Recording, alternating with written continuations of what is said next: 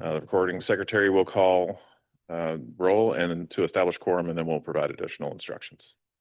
At this time, I'm only asking those TAC members attending in person to respond by saying here when I call your name.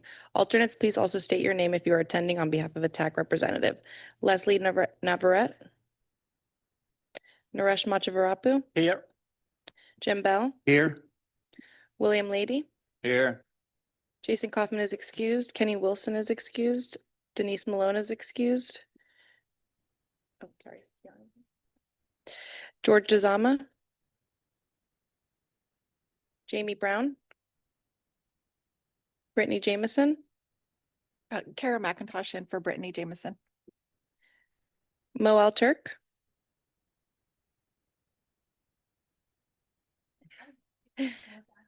Thank you. Brian Davis. Present. Natalie Crowley is excused. Christopher Walker. Here. Felipe LaFaso. Here. Gary Dunmeyer is excused. Terrence Bailey. Christopher Marsh. Here. Joyce Kai. Here. Lorraine Cargill. Kim Delaney. Giuseppe Van Ord. Here. Jessica Keller. Alex Hansen. Here. Thank you. We have a quorum. All right, the next order of business is we're going to need to select a chair pro tem to serve for today and preside over the meeting. The floor is now open for nominations. If any of you would like to take this gavel. I'll nominate Brian Davis. Brian, do you accept? Yes, I'll accept. Are there any other nominations? Hearing no other nominations, I will close the nominations, and by unanimous consent, Brian Davis will serve as chair pro tem. Give us a moment, please, to set up.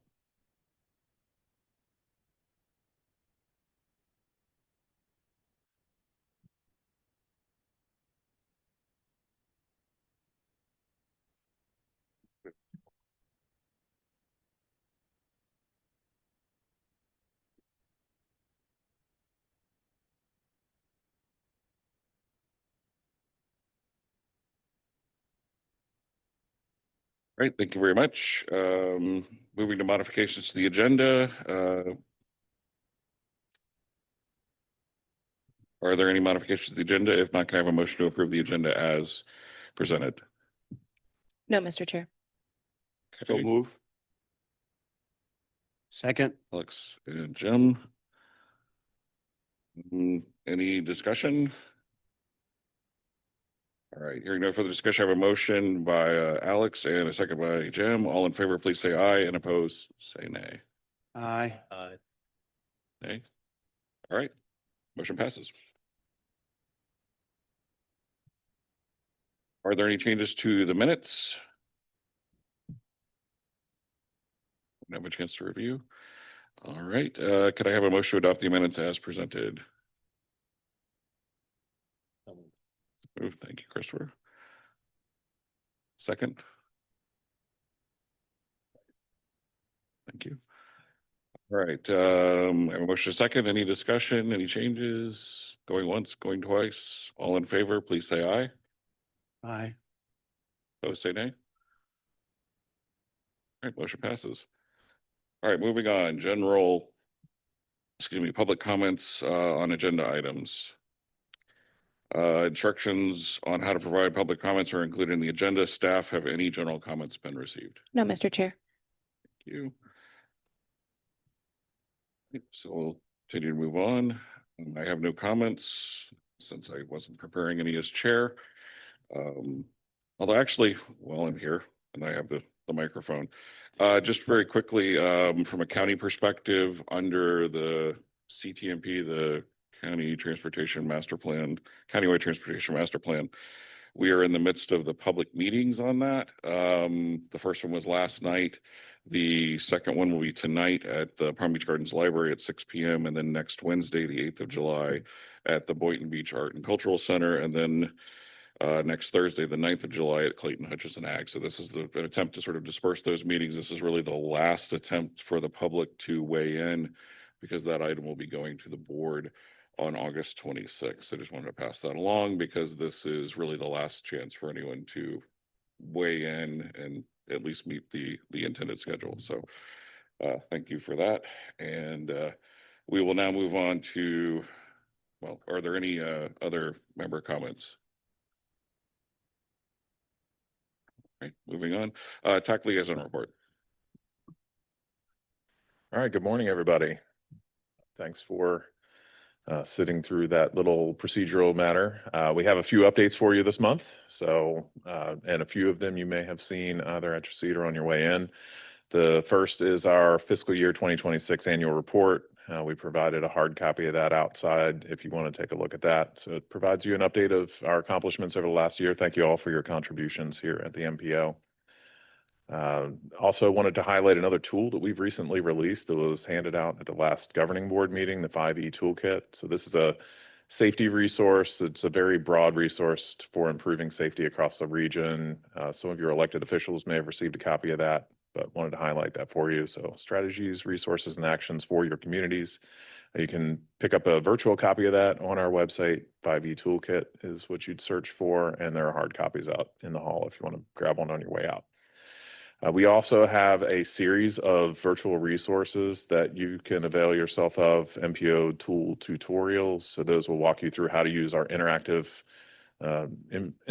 features on our website or our hosted interactive features. So you can search tutorials on our website to review those. I would encourage you, if you have an opportunity to work with your communications staff to get news out about that, if you want to increase your public's awareness of what we do here at the MPO. So that's another opportunity you have, not just to use that as a resource, but also to broadcast that out if you have folks who are interested in engaging here at the MPO. We have an upcoming safety event, a helmet fitter training on August 5th. That'll be occurring between 10 and 11:30 in the morning in Palm Beach Gardens. So if you're interested, please register. We always encourage folks to have that training. It allows you to purchase or secure those free helmets through the state resource center, the Ped Bike Safety Resource Center. But you need to have somebody on your staff who's trained and certified to order those supplies. I also want to highlight for you the Dangerous by Design 2026 report. This is a biannual report that is put out by Smart Growth America. Our region has improved slightly in terms of our standing among our peers, but our trend lines are still in a negative direction. So we're seeing more fatalities, more severe injuries. We just are seeing other places get worse faster than we are. So it's a good resource for everybody to review and see from a nationwide perspective, ped bike safety trends. So I encourage you to check that out at Smart Growth America's website. There is also a community connectors funding opportunity for anybody who's interested through Smart Growth America. The deadline for that is July 17th, so it's coming up pretty quickly. So search Community Connectors 2026 at Smart Growth America's website. We also recently attended a Bloomberg Initiative for Cycling Infrastructure funding notice workshop. This is a program that they're in their second round of going through and funding international peers. They're looking for 25 cities of 100,000 to secure funding or secure technical support. 10 will secure funding. So we just wanted to make everybody aware of that. Search the Global Designing Cities website and you'll find information about the Beaky program, as they call it. Then just a few reminders. Brian already mentioned the Countywide Transportation Master Plan. We want to encourage everybody to engage in that process. And as always, we want to encourage you to use the resources at the Palm Beach MPO website. With that, conclude my presentation. Happy to answer any questions. Staff, are there any public comments on this item? No, Mr. Chair.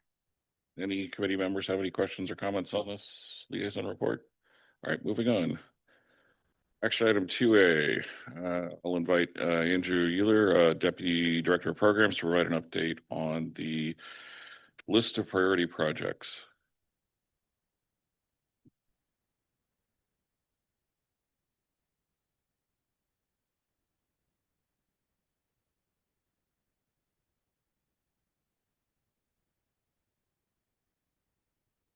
Hey, good morning, Chair. Good morning, community members. So this is the list of priority products for fiscal year 28 through 2032. Just this past month, we adopted the Transportation Improvement Program for fiscal year 27 through 31. About this time of year, we also like to say Happy New Year. This is a new fiscal year for the state, so July 1st. Exciting.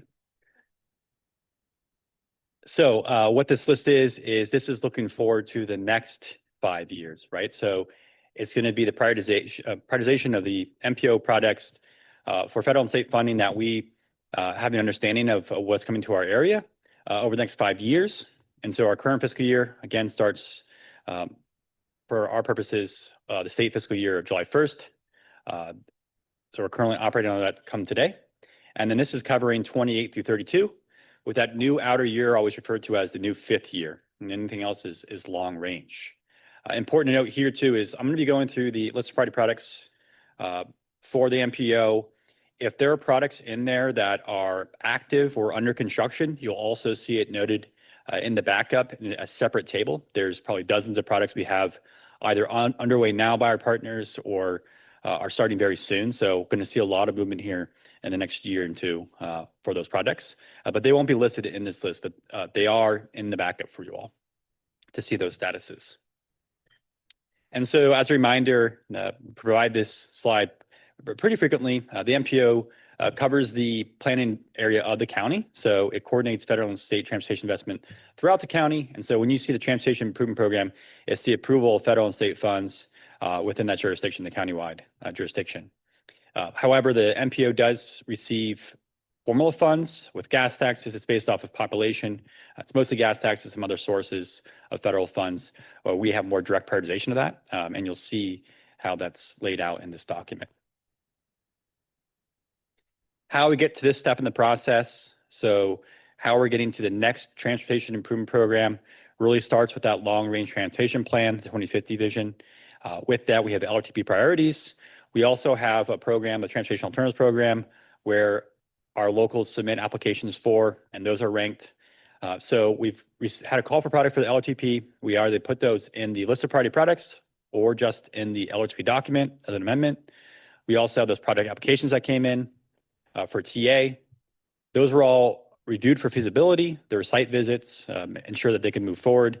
And once their work program ready, is the saying, they're ready to move forward for production, they can be included in the list of priority products. So that's what's presented before you today is the existing products in the TIP and then any new ones at the bottom of the list there based on year and rank. Once that's adopted by the governing board this month, that goes to FDOT. They use our priority list. They update all the cost estimates within the statewide work program. They include their priorities, which are going to be on the strategic intermodal system, any other safety priorities, other programs they have. It all gets brought together into one work program, which is presented to the governing board and committees. And that's going to be in December of 2026. So you'll see that governing board will provide their comments on that. And then FDOT provides their final work program based on that. And it will be in the same cycle next year with the TIP adoption. We're only focused on the MPO priority projects for this document, the one before you today.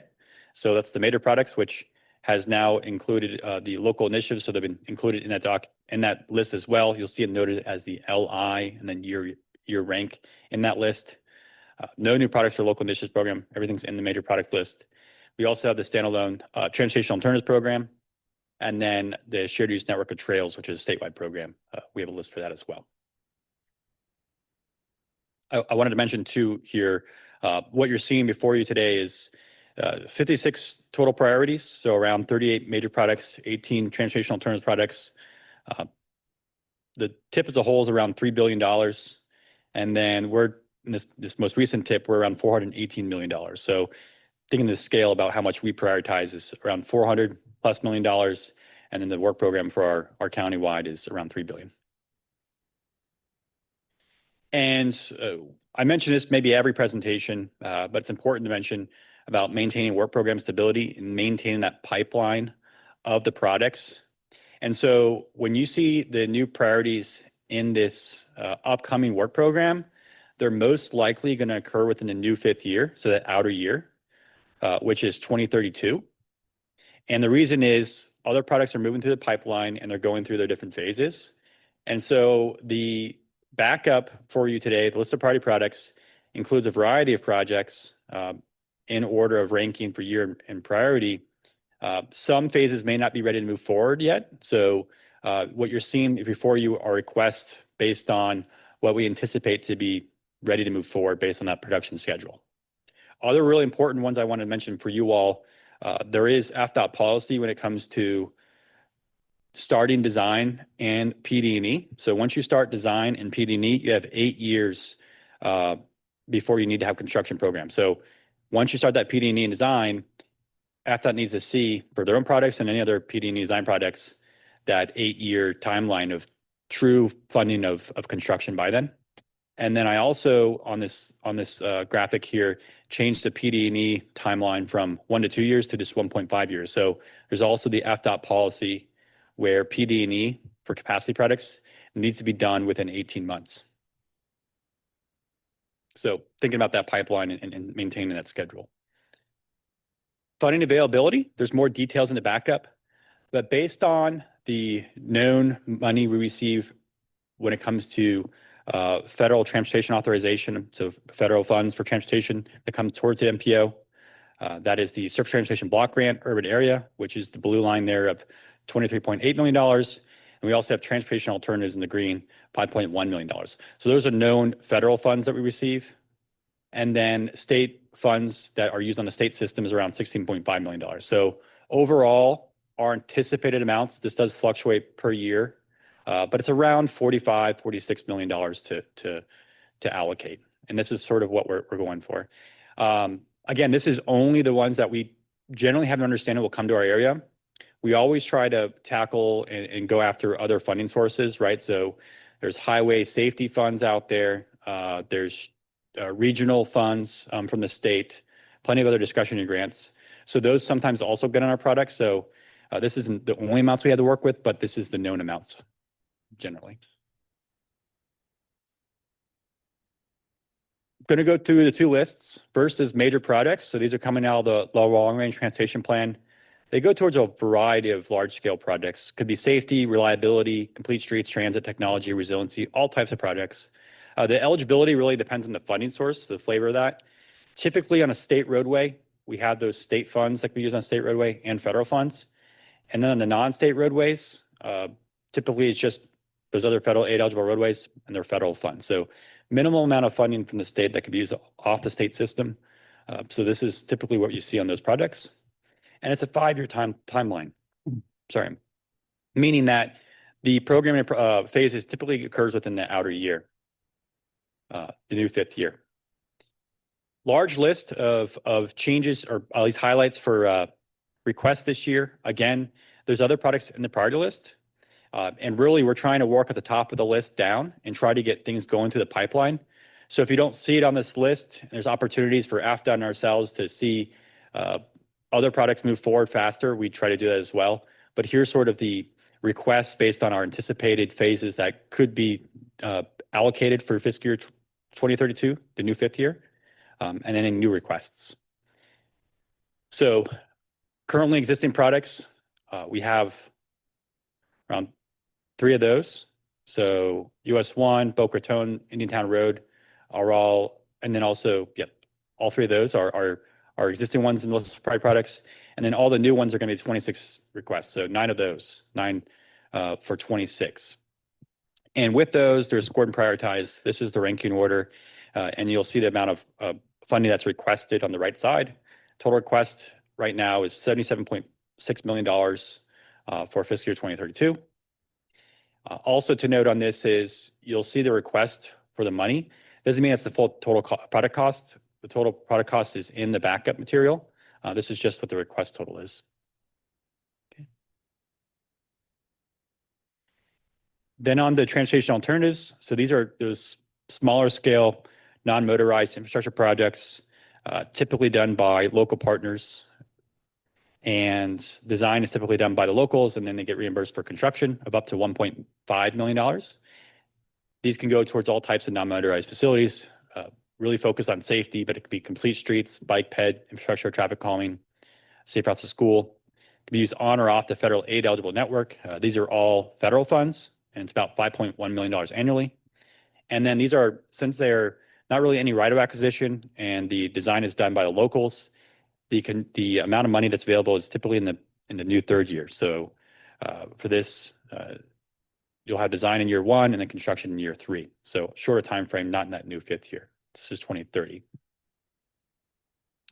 New projects totaling $11 million in requests, and there's going to be 8 of them.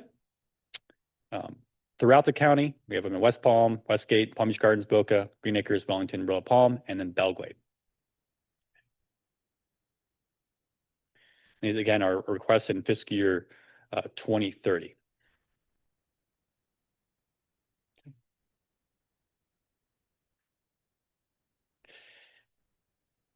It's up on the website right now for public review.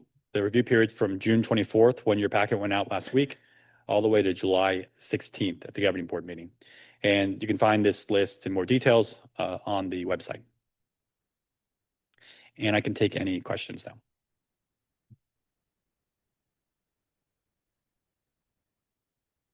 Thank you, Andrew. Staff, are there any public comments on this item? No, Mr. Chair. And do any committee members have any comments? Oh. There you go. Oh, it was there. I thought the light was there. Oh, you did again. All right, thank you. I'm Melissa Ackert. I'm the traffic division in Palm Beach County Engineering Public Works. I was speaking with some of my colleagues in the office yesterday about the meeting today, and we were just curious for an update on one of the projects, the study the DOT was handling on Okeechobee Boulevard for the light rail system. It's been a few months since we've heard anything, and we just were curious if that's still on hold. Is it on hold, or are we waiting for something? Just what's happening with it? And for those in the backup, it's 18-1C, and this is in the active and under construction MPO priorities list. So that last table. I want to call Brian up to answer that question.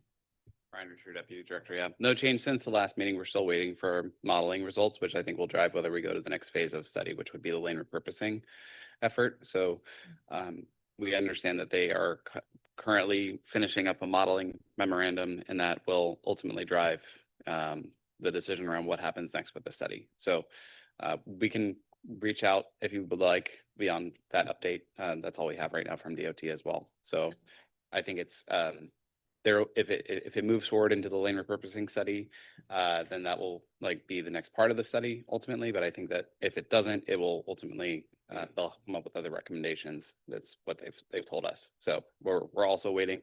Yeah. But it should be in the next month or two, because there was funding this year tied to a second phase. All So right. if that money can't be attributed, then it would roll to other projects on the list. Thank you.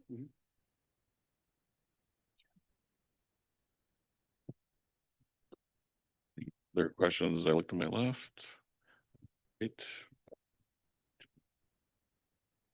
Oh, Alex, sorry. Question and a comment. The question on I guess the project has changed scope, name a few times. Started as the passenger rail extension to Northern Palm Beach County. Then it became the feasibility study for freight and passenger rail. I see that it is crossed out in here. I know a few months ago we discussed that this study was in the feasibility study was in the final stages. I assume that it was completed. Any updates? Yeah. So we completed the study with DOT. We shared those results in December. Okay. There are still funding attributable to that project, attributed to that project, I should say.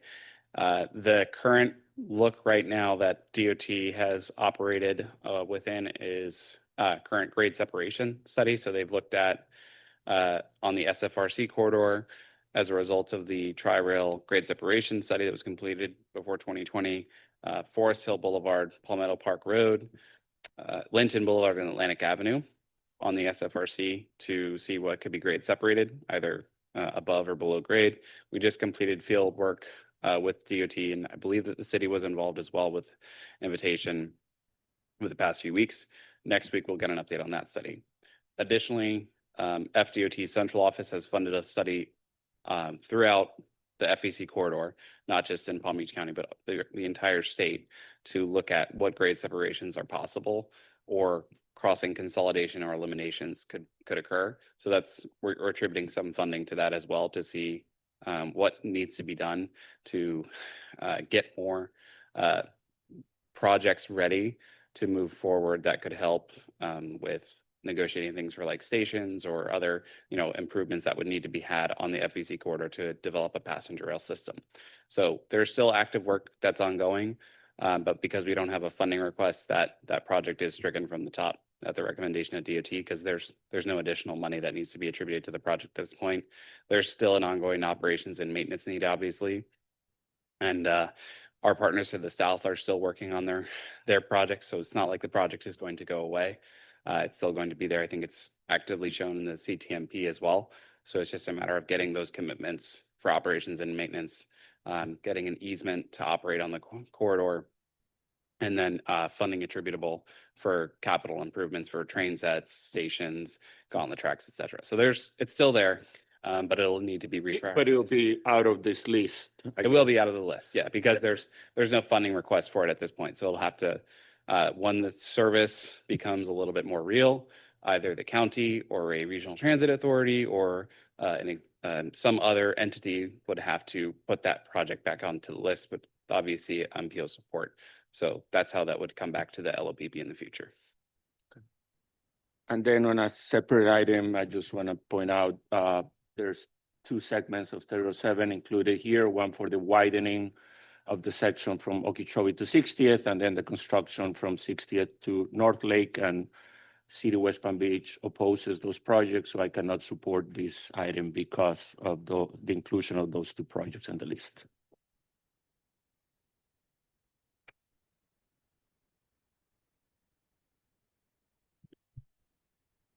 Are there any other questions or comments on this item? Seeing none, I need a motion to recommend approval of the item, and then we can have discussion or proceed to voting. Motion to approve. Jim? Second. You. All right. Hearing no further discussion, I have a motion by Jim, a second by Christopher Walker. All in favor, say aye. Aye. Aye. Any opposed? Nay. 2 opposed, Jessica, Alex. And also for the record, just to recognize that Kim Delaney and Jessica Vargas joined us during that item. So. All right, item 2B on the agenda. This is the 2027 strategic plan for fiscal year 2027. Ryan, you're handling this one? Yes, sir. Thank you, All right. Chair Pro Tem. Welcome for you to present your update, and feel free. Brian Risher, Deputy Director of Multimodal, here to present item 2B, the draft 2027 fiscal year 27 strategic plan for the MPO. Thank you all for your time this morning. Appreciate you all being here on a wonderful 250th anniversary for our country. This is our strategic plan going into the 250th, and I just wanted to hit some highlights for you on the front end to make sure that everyone kind of knows what the strategic plan is from the MPO's perspective, because every city, every county typically has one of these, but we also have one, and we also try to align it with our other work products. So first and foremost, our strategic plan aligns and supports the delivery of our Unified Planning Work Program. So the MPO operates off of a 2-year federally funded grant. That grant essentially lays out what work we are going to do across the entire spectrum of the MPO, everything from our administration down to planning to how we operate with our governing board and procedures. It lays out the budget for everything. Our strategic plan is a layer which is on top of the Unified Planning Work Program, which gives priorities to certain elements of the UPWP. So within this document, you'll see how certain things that we want to work on and focus on are laid out. It really is a best practice when it comes to how we lay out our priorities. Many MPOs around the state are now doing this, following at the direction of the few who were the first few MPOs to do so. So we have our key initiatives, what we do as goals. Although just wanted to make note for everybody, this is not a federal or state requirement. We are doing this to try to highlight the work that we're going to accomplish over the next year. And to give you an idea of what fiscal year 26's strategic plan laid out, we met all of our goals. We had a number of strategies, objectives, and policies that we worked on in development across all 6 of our unified planning work program items. So we have goal 1, engage the public. Goals 2 and 3 goal 2 is to plan the system. Goal 3 was to prioritize funding. 4, implement projects. 5, collaborate with partners. And 6, to administer the agency. Just to call out a few things, we try really hard to ensure that we're engaging the public. So over the year of fiscal year 26, we presented 28 presentations to community partners, agencies, groups on safety, on the MPO as an agency, and how we can all work together to get our system funded.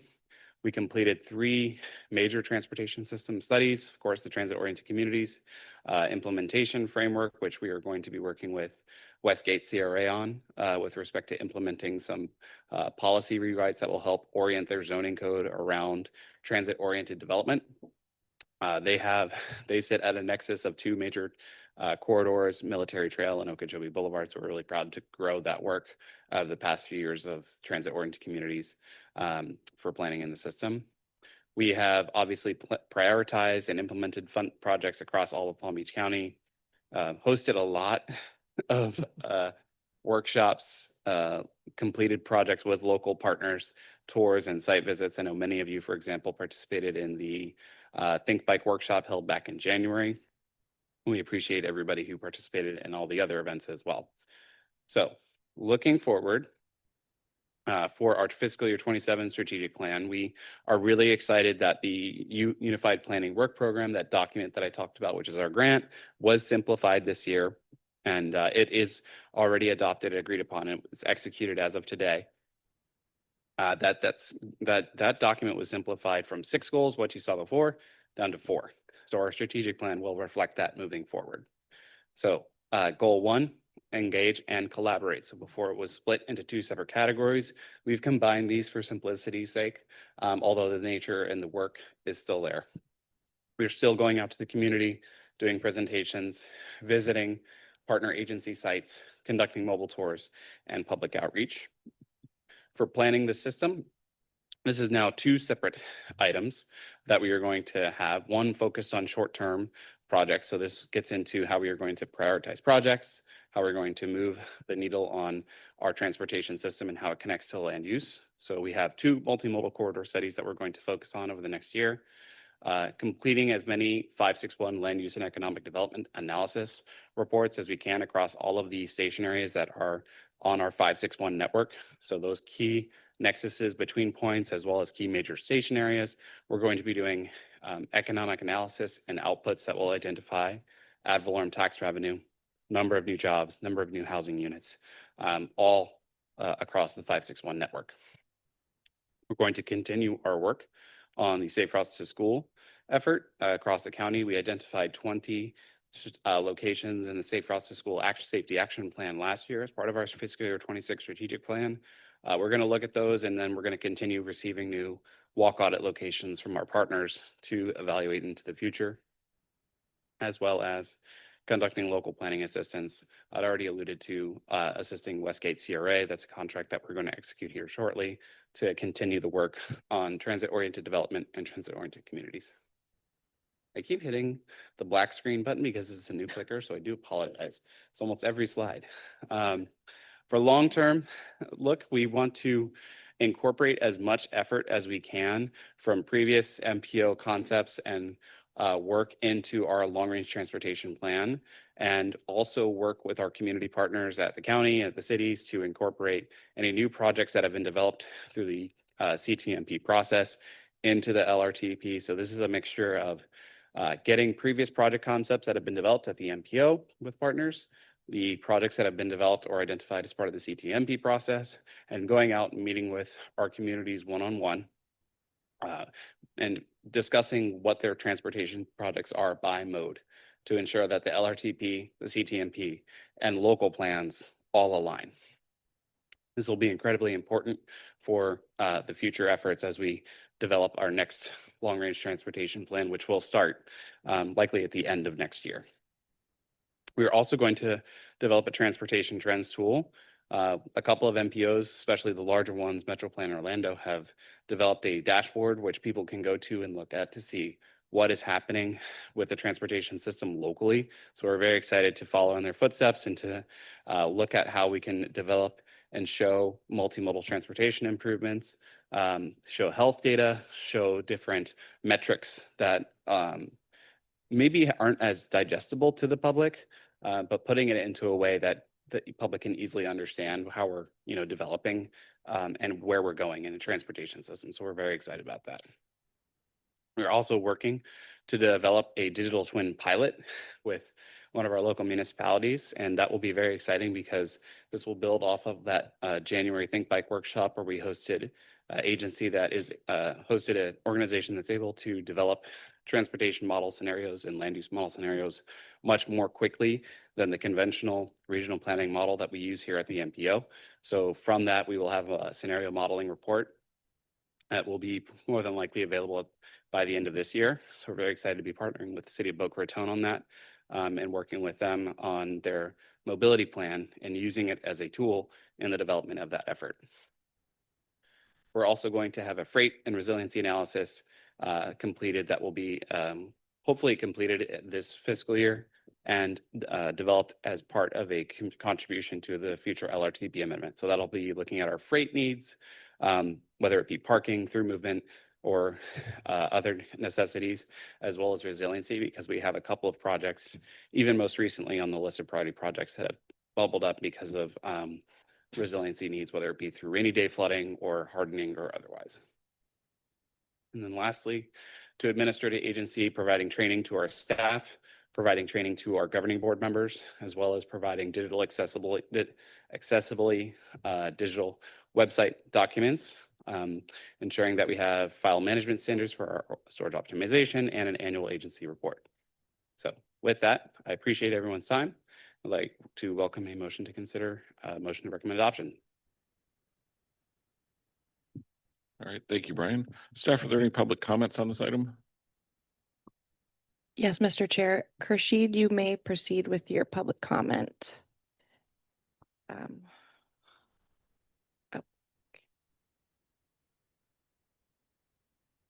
you hear us, Khurshid? Yes, good morning. One of the major priority should be the coastal link. And I know MP was taking a lead at some point, getting together all the cities, how all the funding is gonna work, or whatever. And since Kim Delaney is here, maybe she can, and she has been working on it for maybe 10, 15 years, if I'm correct. Can she update us on what is the status, or maybe a workshop or something like that? And given what's going on with other operators on the line, on the FECC track, this may become a very urgent and should be the most one of the top priorities by any MPO, and not only us, but Broward and Miami, and I know Trio Coast should be on top of it. Kim Delaney is here. If she has some status report, maybe put on the agenda for the next time, whatever works. Thank you. Chair, did you want me just to address that? Kim Delaney for the record. So, Could you make sure your mic turns red? Let's see if it on. Press it really hard. is my projecting voice. So Kim Delaney for the record from Treasure Coast RPC, and thank you, Khurshid. What was the South Florida East Coast Corridor study that became the Coastal Link study has been broken into pieces. And so Miami-Dade is advancing the establishment of commuter rail service on the FEC corridor in kind of a broad context with operator as of yet undetermined. Broward is also advancing its analysis that takes commuter rail up to the New River Bridge.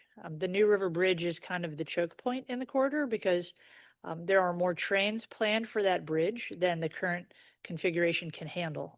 And so And so the New River Bridge in and of itself is an ongoing evaluation to determine whether there would be a tunnel, there would be additional lanes over the New River to accommodate the extension of commuter rail service to the north. The balance of Broward County is then a separate analysis that DOT is leading to look at commuter rail service up to the Broward County, Palm Beach County line. In Palm Beach County, then, there's an outstanding funding question that hasn't been addressed yet with respect to offsetting the operational costs for commuter rail. And so the countywide transportation master plan speaks to that a bit. That's in motion. But the advance of that project really lies with the MPO now, I think, in terms of how the project is prioritized, and then the coordination between FDOT, potentially the SFRTA, Brightline, FEC, and the local governments. So that's the status based on our understanding. Brian, is that consistent with your expectations and knowledge? Just to maybe point out one or two additional things. DOT has had a very strong hand in the environmental process for getting these studies across the finish line to design. Yeah.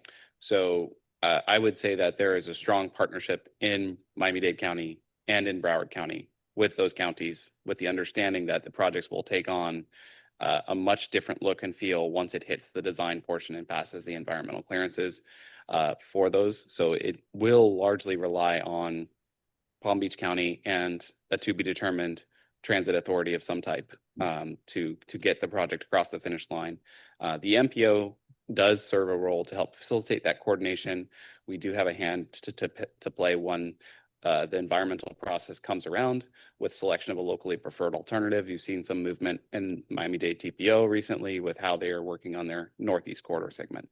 So that's the only thing that I would add to that, flavor. So at this point, there's, we're waiting, I think, on the output of the CTMP, and that will help drive some of the conversation about where that sits as a priority for the county and ultimately what it sounds like it would be for the region. Chair, if I may. The other point, just Khurshid and for the board, that hasn't been addressed yet is the local funding offset. And so Miami-Dade and Broward have locally approved taxing in place to offset transportation costs. And Palm Beach County doesn't have that yet. And so DOT has always been very straightforward in that to advance commuter rail on the FEC corridor, there is a need for some mechanism to offset operating costs. So, and we've all seen the conversation surrounding Tri-Rail in the last few legislative sessions, and wow, it's been an adventure. So it seems as though funding is back in place. The SFRTA board is very actively looking at alternative revenue mechanisms that exist as a function of stations. For example, looking at the TOD development potential and how those additional revenues could be captured and plugged into offsetting the operating costs. The board has also directed the staff to look at concessions and signage and branding at the stations to create additional revenue potentially. But that only takes the revenue offset so far. And so for us as a technical committee, for the MPO as an agency, the big question that kind of hangs out there in the balance is, well, how are we going to pay for the operational offset? And so that's just food for thought for the group. We've always been consistent about that, and DOT has been very emphatic that they will be happy to assist the county in looking at commuter rail options, but there has to be a way to pay for the other side of that bill when it comes in. And so, Khurshid, I don't know if that answers your question completely, but it's thank you for the opportunity just to share that. No, I just wanted to know the status because I know MPO was going to take a lead, and you were coordinating with all the stuff to get all the municipalities, sit with them and see, how it's going to work, and the county.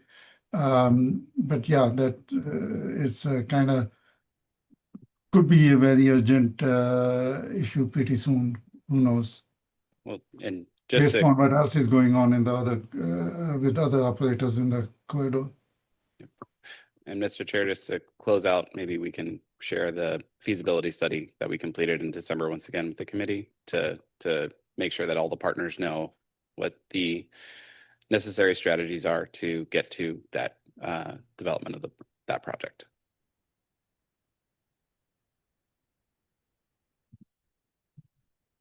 Thank you. Jim? Yes, Brian, again, thank you for your presentation. In your presentation, you mentioned that the strategic plan will have some new walk audits.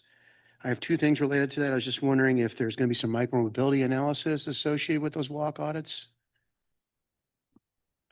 We historically have tried to focus those on elementary school aged children and middle school. So we don't necessarily see the elementary side of schools, having the micromobility kind of issues, so to speak. Although we do look for those types of things in the field with respect to walk audits.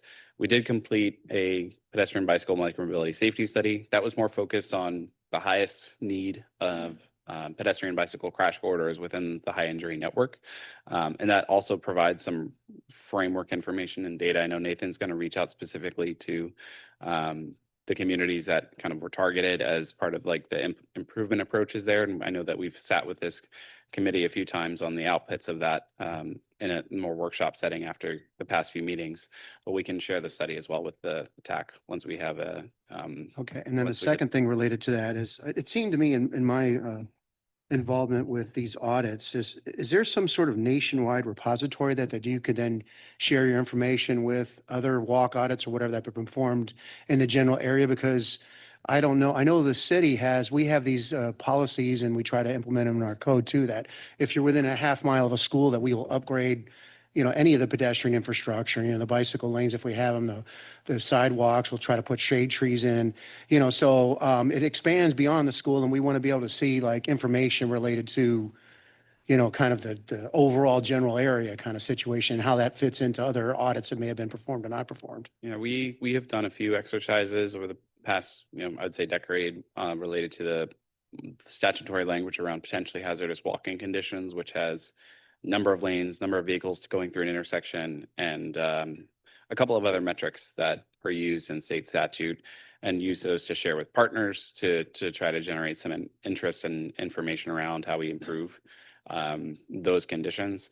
I don't believe that there is a national repository of walk bike safety audits, and frankly, there's a huge spectrum of depth when it comes to a walk audit that you could perform. Everything I've seen walk audit reports for individual schools that are hundreds of pages long. When I think that might be a little bit too much for people to digest and to get things done. So we try to focus our efforts on what capital improvements that can be done from an agency perspective, because we have certain funding programs that we try to utilize for our local partners, and then identifying other operational and maintenance needs within the area. Beyond that, we've also recently explored with our past 5 that we've completed from the last year, looking at kind of the changing characteristics of a school. For example, Washington Elementary and Riviera Beach is their attendance boundaries growing this year.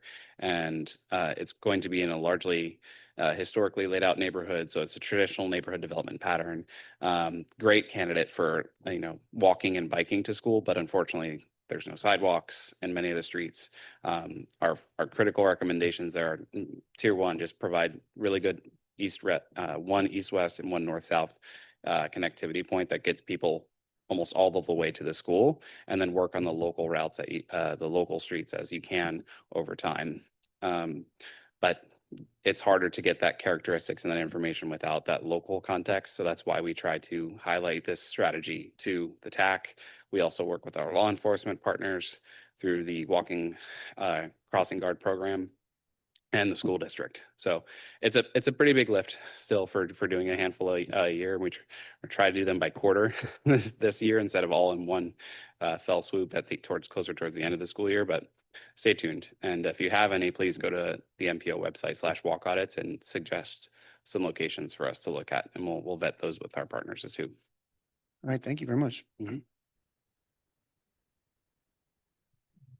Anyone else have any comments, questions? I'll just end this with one quick question. Oh, I'm sorry, Jessica.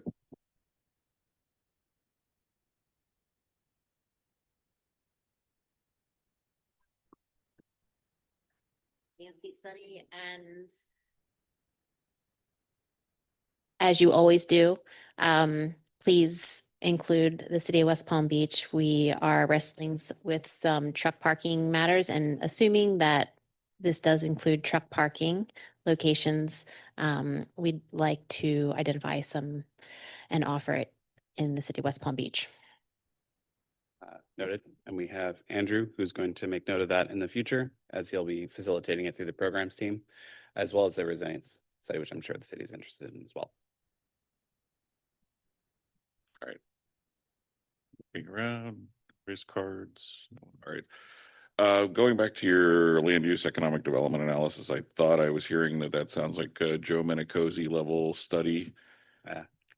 That is probably going to be too much budget for us to work on. Although if any municipalities are interested in looking at that level of detail, or if the county is interested in looking at that level of detail and partnering with us, it's always easier to do that type of study when you have lots of funding partners put together.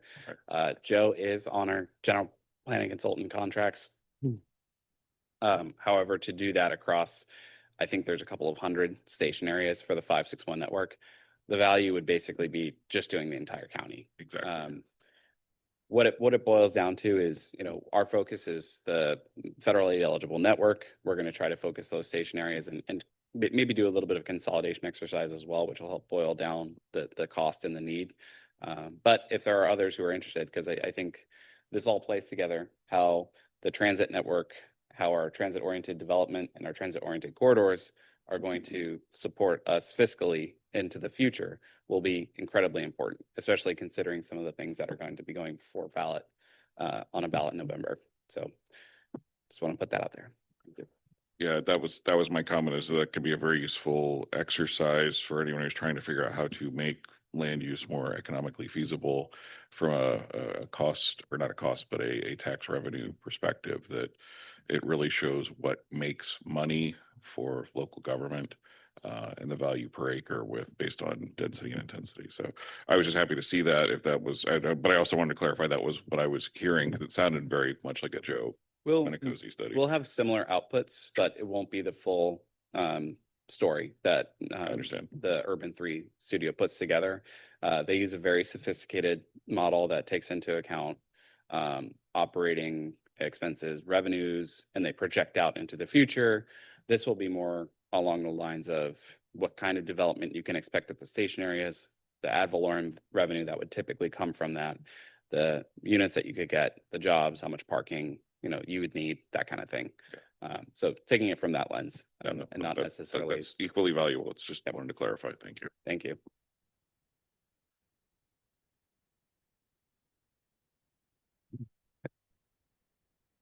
Get your microphone back. Microphone. Thanks. Too fast for my own good here.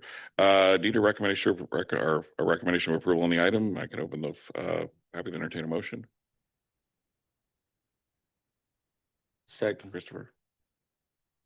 And Alex is second. So I have a motion by Christopher Walker and Alex Hansen seconded.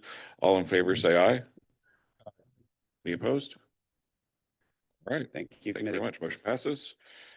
This brings us to information items, congestion management process update. I invite Andrew Euler, Deputy Director of Programs, to provide an update on this item.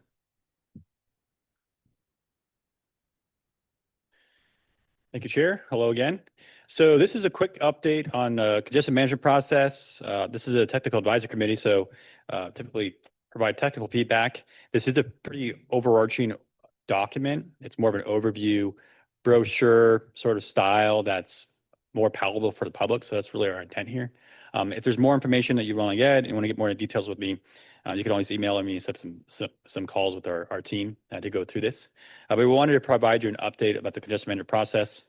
This is a required process for metropolitan planning organizations such as ourselves that are larger in scale. So any MPO over 200,000 people. So we're required to have a CMP process. And really, this is the routine monitoring of travel and activity on the transportation network. It's multimodal in nature, so not just vehicles, but it's all types of modes. And it really is meant to monitor that network for activity and congestion-related activities, and then identify and advance effective solutions to mitigate impacts.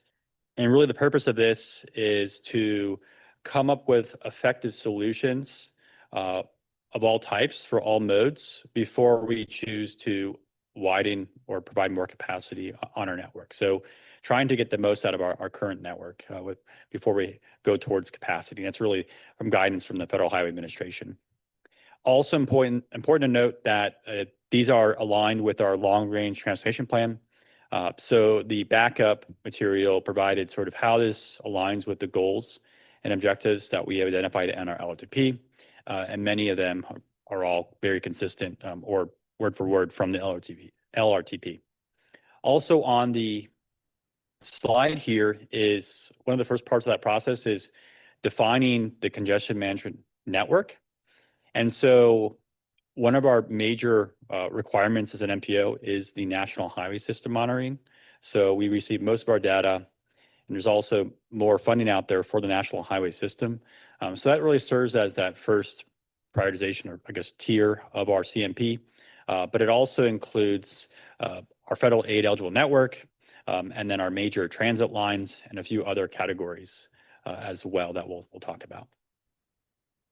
So just high level sort of impacts of congestion on the typical traveler in the United States. So from the INRIX scorecard, in 2025, the average driver lost 49 hours in congestion, and it's costing roughly $900 per driver, per commuter. And then on the map here is just one of the sources from FDOT Sourcebook, which is a great resource, talking about the hours per delay. So sort of getting that per mile for the daily. So where you can kind of see congestion on the map when it comes to delay. And it is an elaborate process. The guidance from the Federal Highway Administration has this 8-step process. So it starts with the LRTP and defining those goals and objectives, and then defining that network. And then we have our established performance measures. And then it goes more towards that monitoring and collection, analyzing the problems, figuring out the strategies to address those problems, and then implementing those, and then doing that cycle again with the evaluation of the effectiveness. The measures and indicators that are provided in the overview document, I'm going to sort of put them in 2 categories. The first is performance measures. And so these are the federal required ones. So ones that we've already had established, and that's safety, infrastructure, system and performance, and asset management. Many of these do relate either directly or indirectly with travel time reliability, reliability of the system overall, and congestion. For example, safety involves fatal and serious injury crashes. So that is congestion on the system as well. Infrastructure condition could be pavement or bridges. System performance is directly related with travel time reliability. And then we have asset management of our transit system. For example, the South Florida Rail Corridor has speed track restrictions, right? So those sort of impacts can have an impact on our travel time reliability. Outside of that, there's other ones that we have what we're calling indicators, which are mobility, freight, multimodal, and safety. So there's a variety of other ones in there, nestled in there, that aren't required by federal statute, but are greater indicators to sort of assess as we move forward.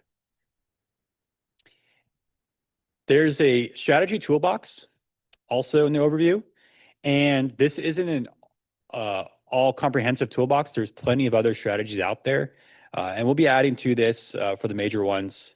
But this is sort of like a larger glance at the kind of categories and improvements that you can have to improve congestion issues, or alleviate those issues. They are in various categories.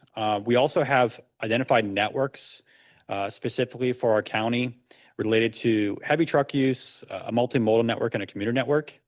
And the purpose there is really a screening. So when we identify a congestion by a particular mode on the network, it's really, are there specific strategies that can really tackle that issue?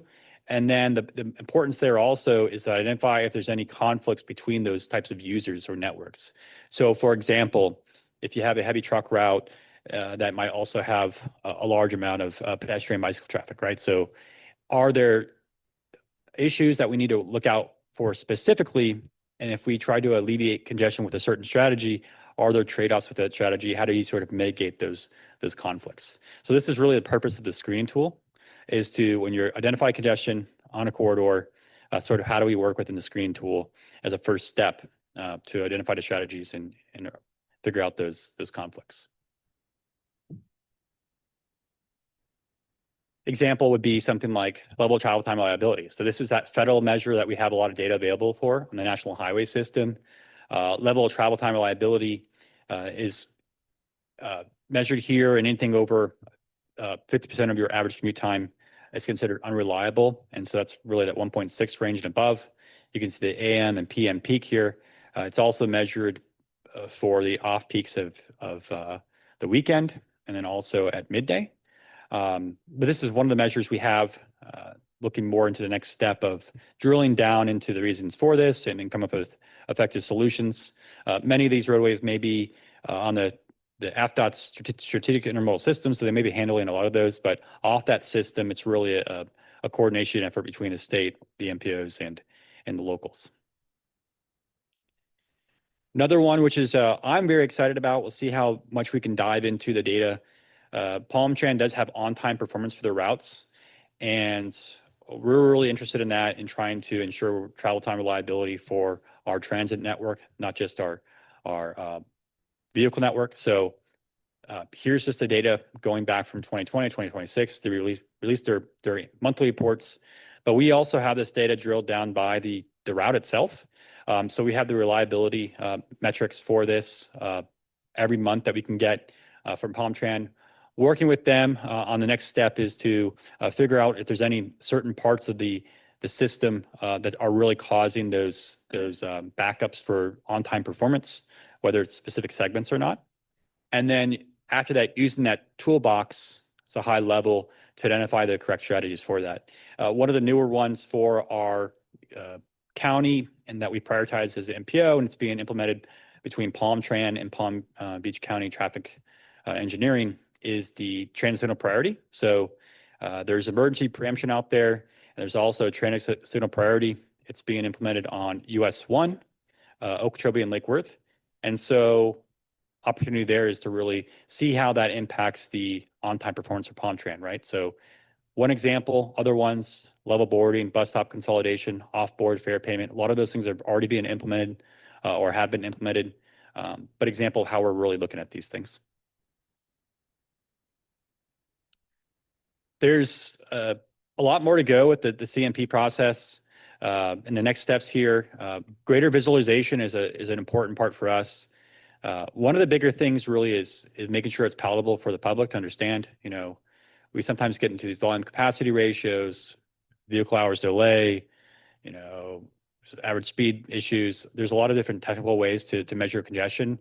Trying to do our best to get it to a place that's a little bit more understandable for the general public is our main goal, which is why we're trying to create this overview document as sort of a first step on that, and then create that more as a visualization tool online. But outside of that, we have additional resources that we're utilizing. AFDOT Sourcebook, if you have not been to this website yet, it's a great website. Really detailed information for a lot of different metrics. We're pulling from that. The county monitors their active arterial traffic management program. So that's a resource. We have a newly adopted AFDOT D4 TFCMO master plan, which provides a lot of good things towards congestion management. And Palm Tran also has monthly performance reports. So that, along with some other studies and data out there, we're really going towards that next step. Okay, that's all I have for you. Take any questions.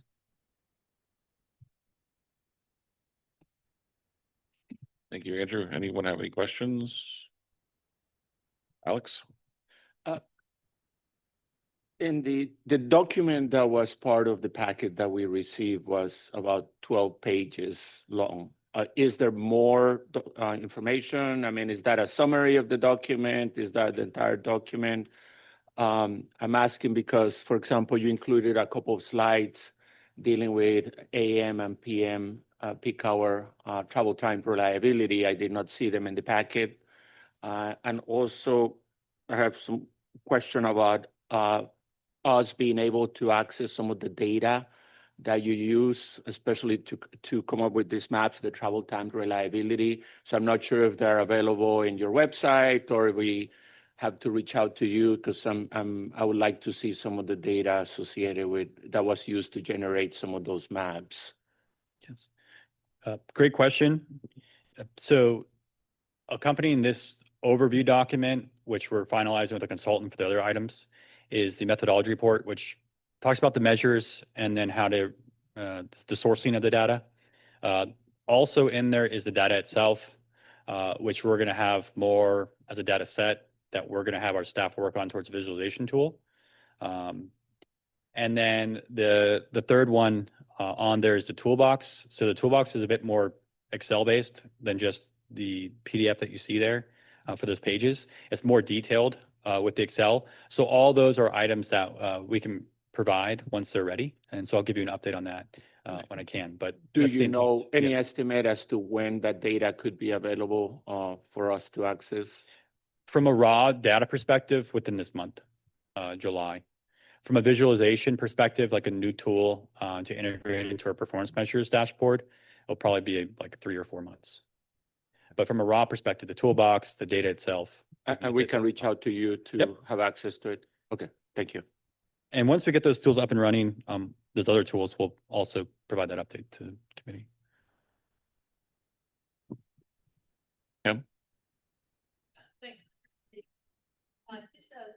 Is this working? Here we go.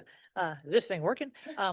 Just a suggestion on the travel time delay economic impact. $900 per person for a 49-hour loss seems light. I know that's an average of wages, but it's an underwhelming number versus the impact of congestion from an economic standpoint. So just a thought. One, I think that number seems light, and two, I think a cumulative number of the cost to the county would be powerful. And TTI, the Texas Transportation Institute, publishes that dangerous by design and commuter cost delay stuff routinely. There's a methodology that's out there. So if we're happy to help if that's beneficial to kind of calculate that number. But otherwise, I think that's a more powerful number, and that's the headline grabber. Very good. It costs us $1 billion a year for congestion. That's a big number, right? Right. So, Understood. Yep. Very good.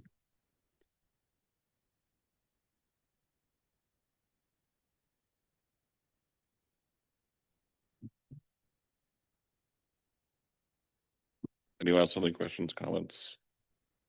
I have. It was just an information. Oh, I'm sorry, Um, Melissa. I was looking at the toolbox, and adaptive traffic signal control was listed twice, but I also wanted to comment about expectations when it comes to adaptive traffic signal control and how it's applied as a recommendation. It's not really a good solution when you're already congested and oversaturated. So it is a good solution for other parts of the network, and it could help overall, but I just want to make sure that people's expectations are, oh, you see a red line, let's just put adaptive control there. It's going to solve the problem. It won't, unfortunately. It might help on the off-peak periods, though. Thank you for that feedback. Yep.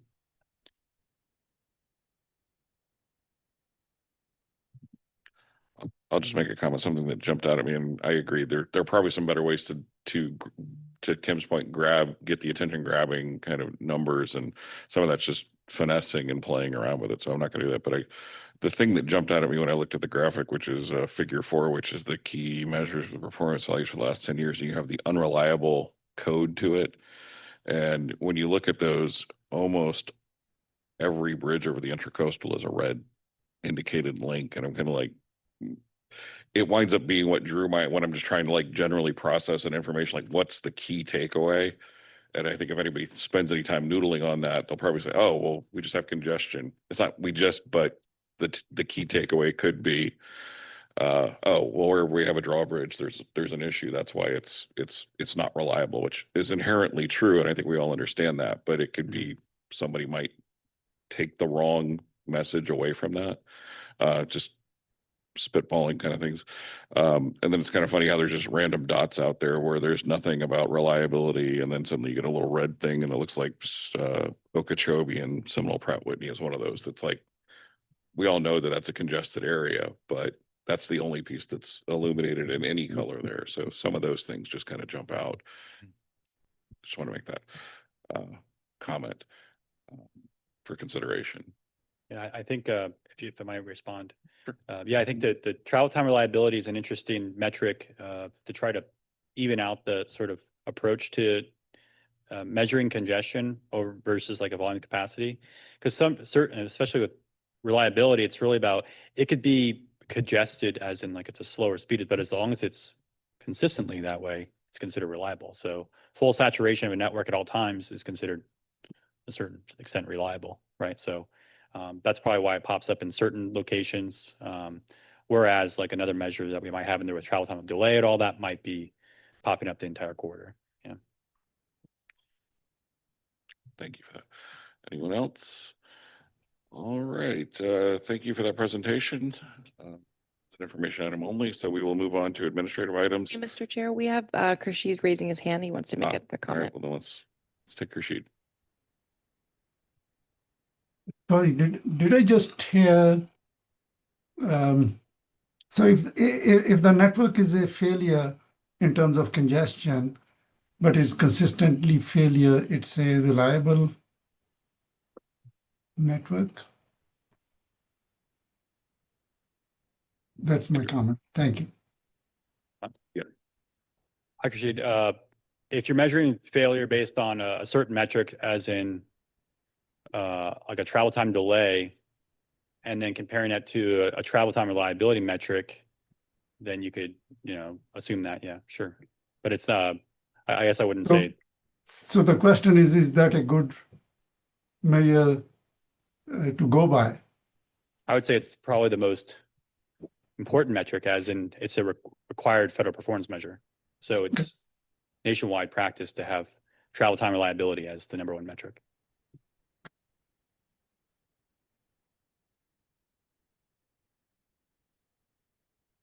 All right.